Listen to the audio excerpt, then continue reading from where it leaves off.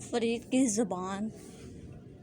ایک غریب عورت حضرت بابا فرید الدین مسعود گنج شکر رحمۃ اللہ علیہ السلام کے پاس آئی اور اپنی مفلسی کی شکایت کی۔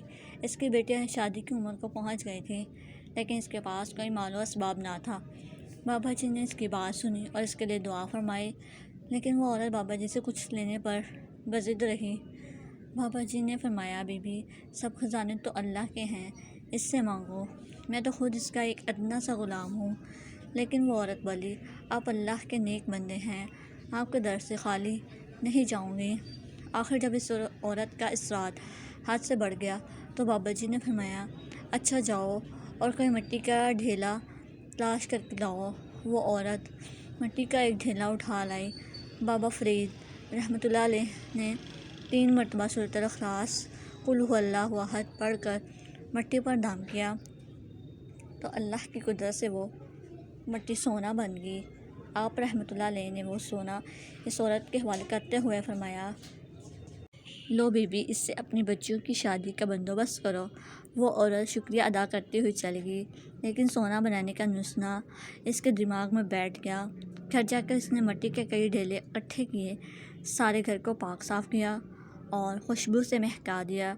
غسل کر کے پاک صاف لباس پہنا اور اپنے عمل میں شدت پیدا کرنے کے لیے اس نے 3 کی بجائے 300 بار سورۃ الاخلاص پڑھی اور مٹی پر دم کیا۔ اس عورت کا خیال تھا کہ آن کے آن میں مٹی سونے میں بدل جائے گی، لیکن ایسا کچھ نہ ہوا۔ اس عورت پر جنون کی سی کیفیت سوار ہو گئی۔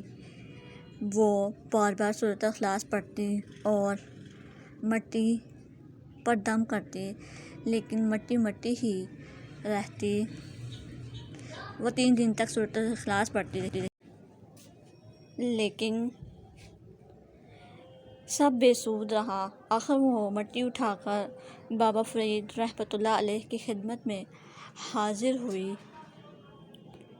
اور شکوہ کرنے کے انداز میں بولی، آپ نے نہ وضو کیا، نہ غسل، نہ ہی خوشبو کا اہتمام کیا، بس 3 بار سورۃ الاخلاص پڑھی اور مٹی سونا بن گئی۔ میں نے غسل کیا، خوشبو لگائی، گھر کو پاک صاف کیا اور 3 دن سے سورۃ الاخلاص پڑھ رہی ہوں، لیکن مٹی سونا نہیں بنتی۔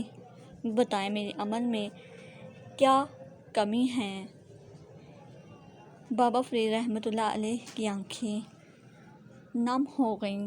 آپ رحمۃ اللہ علیہ نے سر جھکا دیا اور بھیگے ہوئے لہجے میں فرمایا، تیرے عمل میں کوئی کمی نہیں تھی، بس تیرے منہ میں فرید کی زبان نہیں تھی۔